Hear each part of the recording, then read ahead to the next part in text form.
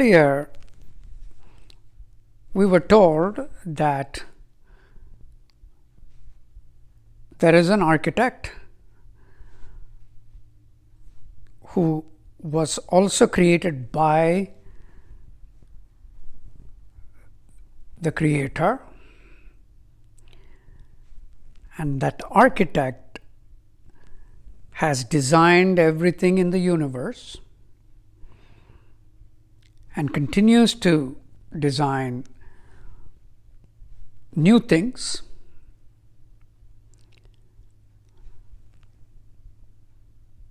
and the Creator, in consultation with this architect, selected and continues to select certain material creations to have life. That's what we learned. So there are material things, there are living things. What will be considered living things, which are also made of matter,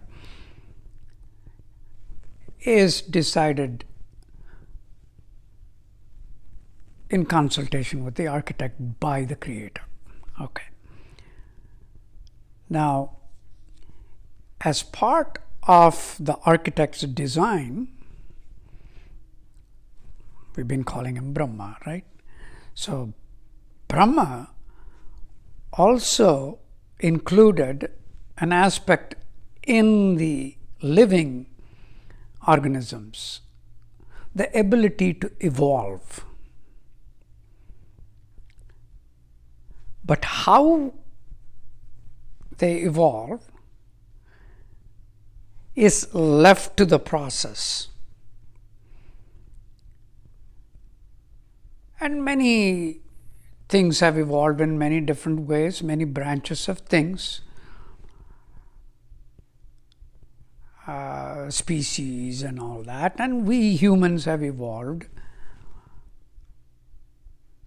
Most of the evolution for millennia, it has been biological.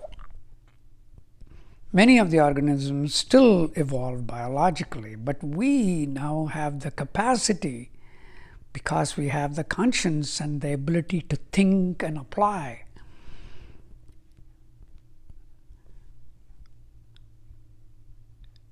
to evolve. We have the ability to evolve spiritually. And that's what the verses for today allude to. It talks about at the time of passing, if you exhibit the sattvic guna, then you will be born as a sattvic environment, in a sattvic environment. If you exhibit rajas guna or tamas guna at the time of passing, you will be born as either rajas or tamas respectively. So it talks about rebirth, and we have discussed this in the past. It's essentially how the human species evolves. Our next generation is the rebirth. So if most of us practice a certain guna as we age, and at the time of passing, that one of those gunas is the dominant one, then it's most likely that we are leaving a legacy that is going to make our next generation be the same way. A little bit better version of it maybe, but they would follow that.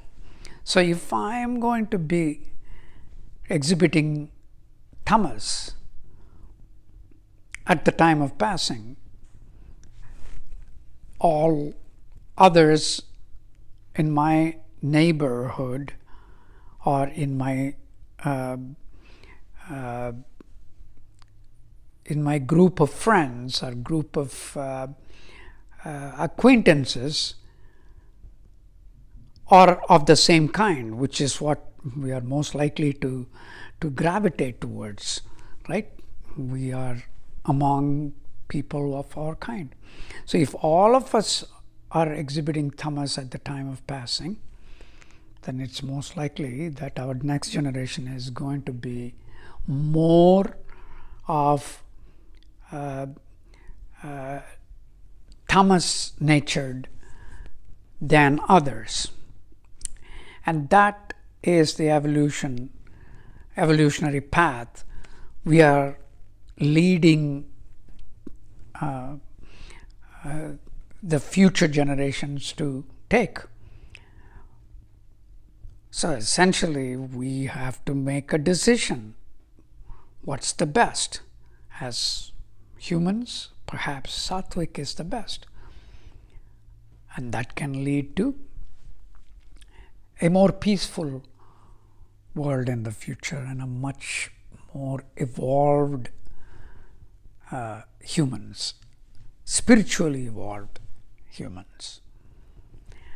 And that is the way I understand today's two verses.